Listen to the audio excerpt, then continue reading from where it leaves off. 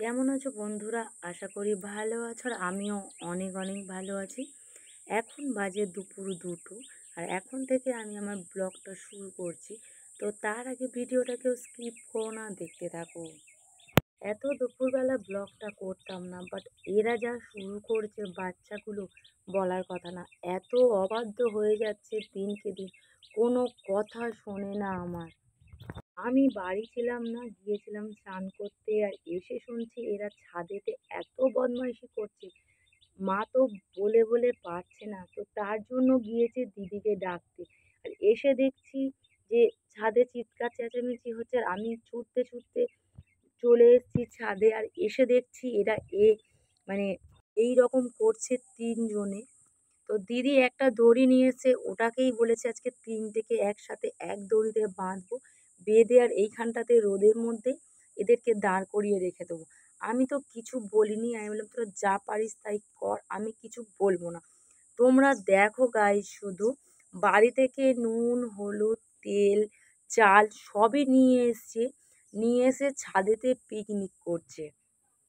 যদি হাত পুড়ে যায়, এনি চান্স যদি কিছু হয়, আগুন ধরে যায়, তখন কি হবে? আমি তো ছিলাম না বাড়িতে, মাও ছিল নিচে। ওরা কখন যে এই জিনিসগুলো বাড়ি থেকে লুকিয়ে লুকিয়ে নিয়ে এসছে আমরা কেউ জানি না। আমি সবেমাত্র স্নান করে ঘরে ঢুকেছি আর এসে শুনছি যে এই হয়েছে। তাড়াতাড়ি করে ছাদে উঠে দেখছি এই অবস্থা। স্কুলে চলে গেলে আমি অনেকটাই নিশ্চিন্ত থাকি, অনেকটাই ভালো থাকি। আর বাড়িতে থাকলে কন্টিনিউয়াসলি বদমাইশি করে, কোনো কথা বললে শোনে না, ঢ্যাঁটামো করে। আমি নিজেও জানি না যে ওরা কখন এই জিনিসগুলো গুছিয়ে এনে রেখেছে, বাট বাড়ি থেকে এই জিনিসগুলো লুকিয়ে লুকিয়ে এনেছে। আমরা নিজেরা সত্যি কেউ জানি না। আমার দিদি তো এসে একটা দড়িতে বাঁধবে বলে কটাকে বেঁধে কত বকাবকি করলো, মারলো পর্যন্ত তিনজনকে। এরা এমন কান্না করলো, এমন কিছু করলো, আমার দিদি ছেড়ে যেতে বাধ্য হলো। দিদি বলে তোরা যা পারিস তাই কর, আমি এই চললাম বাবা। আমার একা একা বসে বসে ভাল লাগছিল না, তাই ভাবলাম এরা তো সেই ছাদে আছে, একটু ফোনটা ধরিয়ে নিয়ে কটা রিলস বানিয়ে নিই।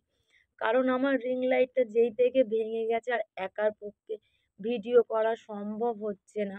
যতক্ষণ এরা থাকছে ততক্ষণ এদেরকে দিয়ে ধরাচ্ছি, আর না হলে আমি তো নিজে কিছুই করতে পারছি না একা একা। বাট সামনে দুর্গাপুজো আসছে, চেষ্টা করব একটা রিং লাইট কেনার। আদৌ জানি না কি হবে, কেনা হবে কিনা বলতে পারছি না। আমার ভিডিও করলে মন ভালো হয়ে যায়, তো তার জন্য ভাবলাম এরা তো সেই একসাথে ছাদেই আছে, আর এদেরকে দিয়ে একটু ফোনটা ধরিয়ে নিই। আমি এসে ছাদে সেই কখন থেকে বসে আছি, এদের রান্না আর শেষ হয় না।